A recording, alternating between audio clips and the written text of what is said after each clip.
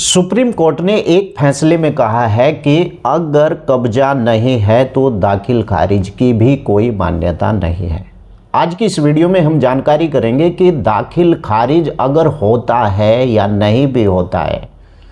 अगर आपका किसी भूमि पर कब्जा है और भले ही दाखिल खारिज किसी के नाम हो तो क्या दाखिल खारिज का कोई महत्व होता है? तो चलिए आज की वीडियो में यही हम विस्तार से जानकारी करेंगे। लेकिन अगर आप लोग मेरे इस YouTube चैनल पर पहली बार आए हैं तो कृपया चैनल को सब्सक्राइब कर लें। और हाँ, अगर आप लोग इस YouTube चैनल को ज्वाइन करना चाहते हैं तो आप लोग इस YouTube चैनल को ज्वाइन भी कर सकते हैं, क्योंकि मैं भूमि से संबंधित वीडियो इस YouTube चैनल पर बनाता हूं और अन्य जानकारियों से संबंधित भी मैं इस YouTube चैनल के ऊपर वीडियो डालता रहता हूं।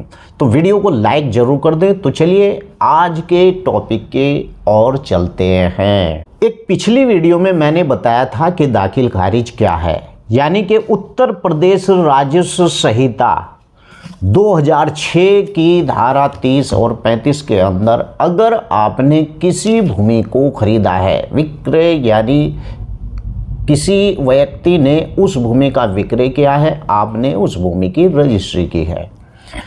रजिस्ट्री के अंदर जब आप करवा लेते हैं तो उसके 40 दिनों के अंदर अंदर आपको दाखिल खारिज कराना पड़ता है, यानी कि मोटेशन करानी पड़ती है। और यानी कि इसके ऊपर आपको तहसीलदार के न्यायालय में एक एप्लीकेशन डालनी पड़ती है। धारा 33 और धारा 30 और 35 के आधार पर आपको वहाँ से मोटेशन होता है।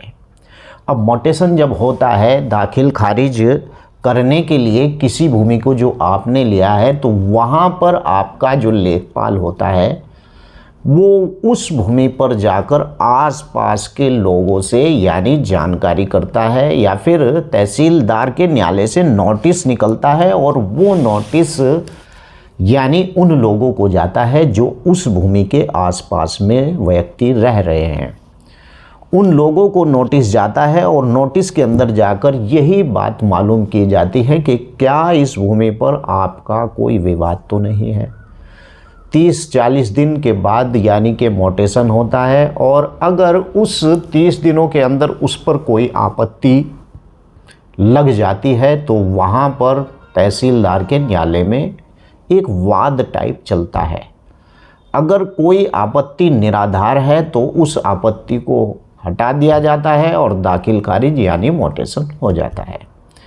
अब यहाँ पर बात यह आती है कि आपने वो भूमि ली है लेकिन उस भूमि के ऊपर कब्जा किसी और व्यक्ति का है, तो ऐसी स्थिति में क्या होगा? तो मैं आपको बता दूं कि अगर आपने कोई इसी प्रकार की कोई विवादित भूमि ली है, या फिर आपको नहीं पता है आपको भूमि लेना है, तो उस भूमि के बारे में सही प्रकार से जांच पड़ताल करना बहुत ज़रूरी हो जाता है।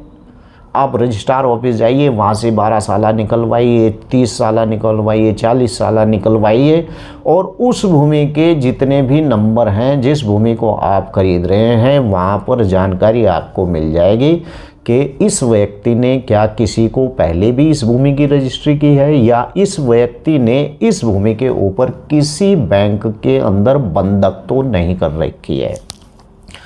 अगर वो भूमि बैंक के अंदर बंधक होती है तो सबसे पहले उसे कहिए कि आप इसका लोन जमा कीजिए। लोन जमा होने के बाद जब नोड्यूज आपको मिल जाता है तभी आप उसकी रजिस्ट्री कराइए, या फिर आप उसकी रजिस्ट्री करा रहे हैं तो इतना ही पैसा उसका रोक लेना चाहिए। बैंक से जाकर इस प्रकार की डिटेल ले लेनी चाहिए कि उस व्यक्ति ने ये भूमि के ऊपर कितना लोन लिया था। लमसम जितना भी लोन हो उसका एक यानी कि हिसाब बनाकर पर्ची आपको ले लेनी चाहिए। इतने ही पैसे उसके रोक लेने चाहिए।